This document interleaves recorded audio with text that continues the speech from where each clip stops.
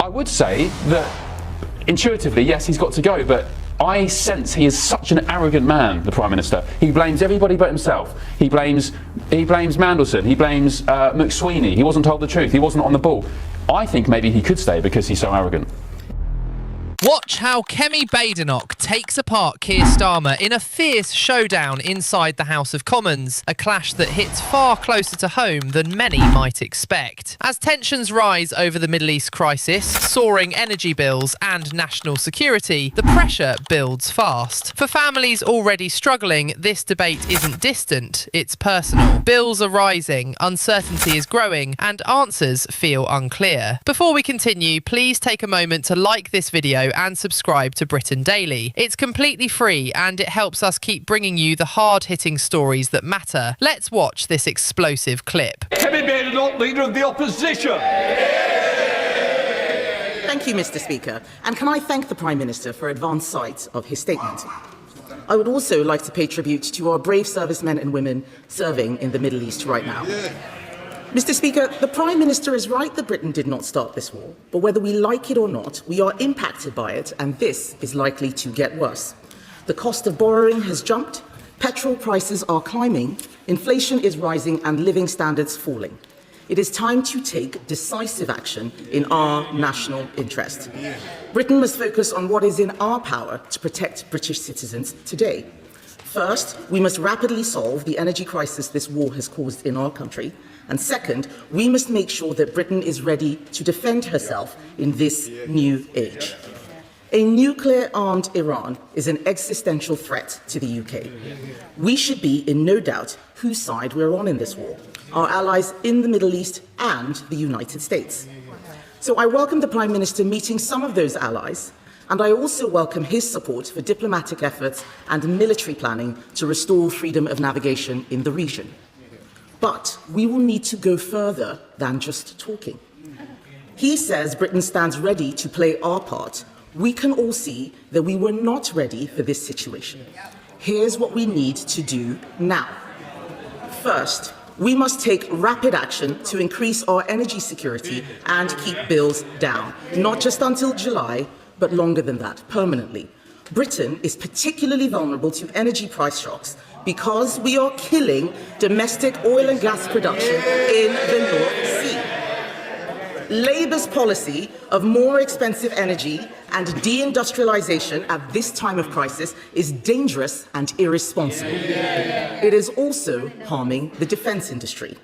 We must start drilling our own oil and gas in the North Sea, grant licences for drilling in the Jackdaw and Rosebank fields, and restore British production before it is too late.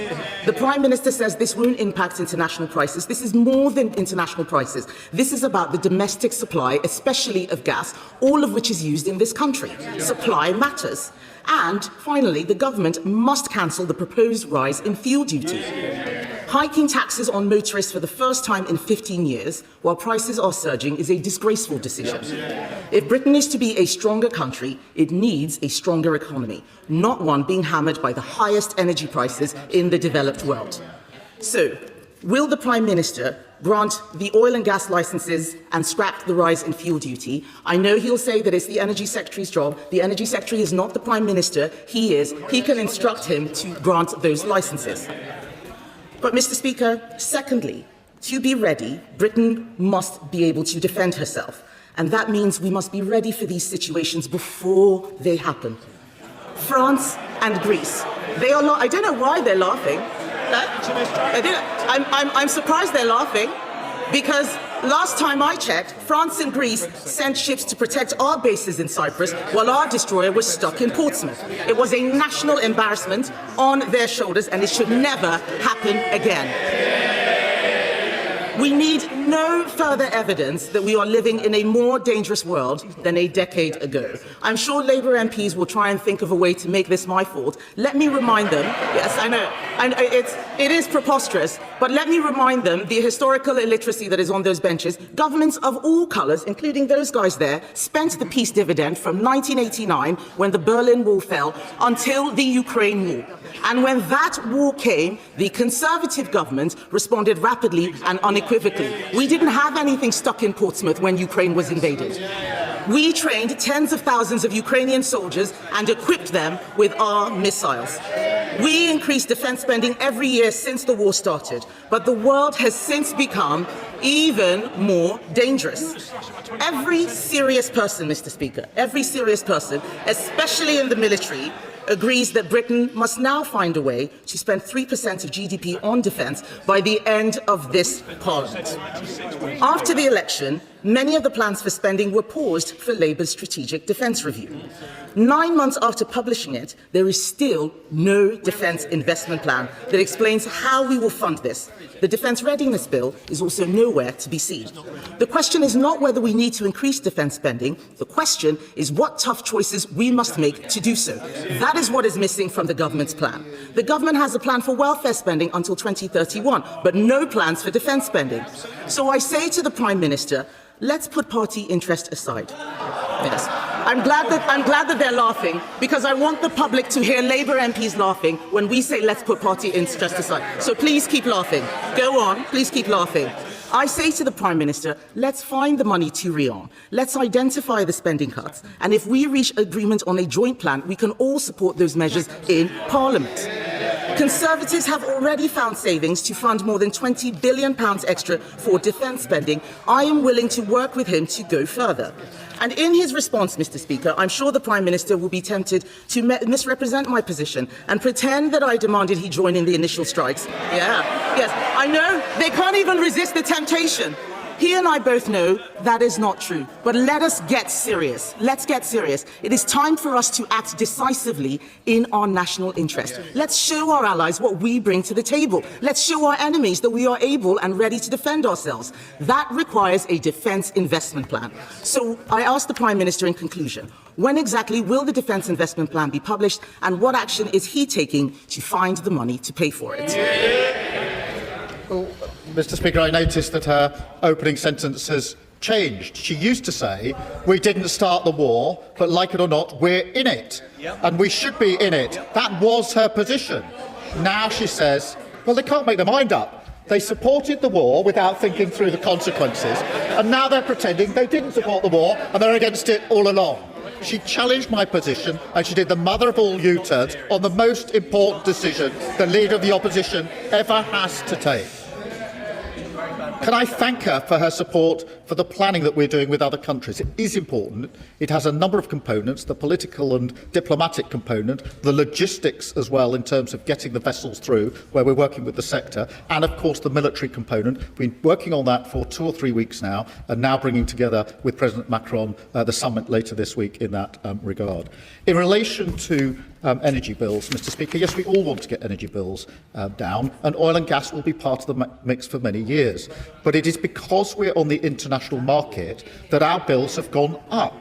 And that is the problem.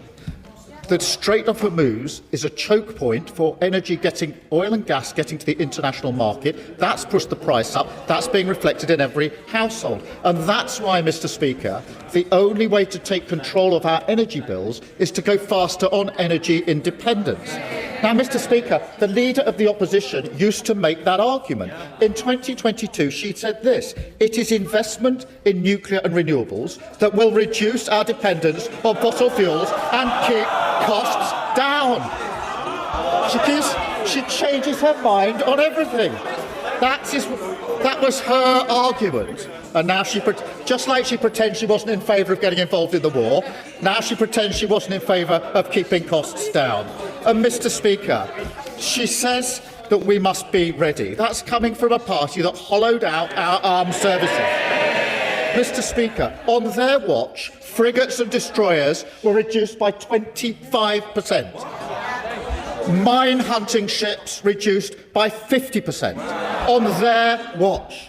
And she lectures us about being ready, having hollowed out our armed forces and hollowed out our capabilities. We're investing £300 million more in shipbuilding, and we've got 13 ships on order. That, Mr. Speaker, is the difference between the two parties. And, Mr. Speaker, I hope that she and they will forgive me. After 14 what you've years just of breaking witnessed everything is under more their than a watch, political clash. It's a moment that captures the anxiety, frustration and uncertainty many people are feeling right now. When Kemi Badenoch challenged Keir Starmer, it wasn't just just about foreign policy or defence strategy. It was about how those decisions ripple through everyday life. Because while debates rage in the House of Commons, people outside are dealing with rising costs, higher fuel prices, and growing concerns about security. And that's where this moment becomes deeply relatable. It's about the gap between what is said in Parliament and what is felt at home. Badenoch's argument was clear. Britain must act decisively, strengthen its energy security, and ensure it is ready to defend itself in an increasingly unstable world. Her criticism of delays, rising costs, and what she described as weak responses struck a chord with those who feel the country is not moving fast enough. On the other side, Starmer defended his approach, focusing on long-term energy independence, international cooperation, and careful planning. He pointed to global market pressures and argued that simply increasing domestic production would not solve the problem overnight. It's a measured approach, but one that critics say lacks urgency in a time of crisis. And this is where the emotional tension lies. Because for many people, waiting isn't an option. When bills rise month after month, when uncertainty about the future grows, patience wears thin. People want clarity, they want action, and above all, they want to feel that their concerns are being heard. Moments like this reveal a deeper divide, not just between political parties, but between different visions of leadership. Should decisions be bold and immediate, even if they carry risks? Or should they be cautious and calculated, even if that means slower results? There's no easy answer, but what is clear is that the stakes are incredibly high. Energy, security, and economic stability are not abstract issues. They affect every household, every worker, every family trying to plan for the future. So now it's your turn. Do you think the government is doing enough to protect the country during this crisis? Or do you agree with the criticism that stronger, faster action is needed? Let us know in the comments below, because your voice matters in shaping this conversation. And before you go, don't forget to like this video and subscribe to Britain Daily. It's completely free, and it helps us keep bringing you the most powerful, unfiltered moments from UK politics. Stay informed, stay engaged, and we'll see you in the next one.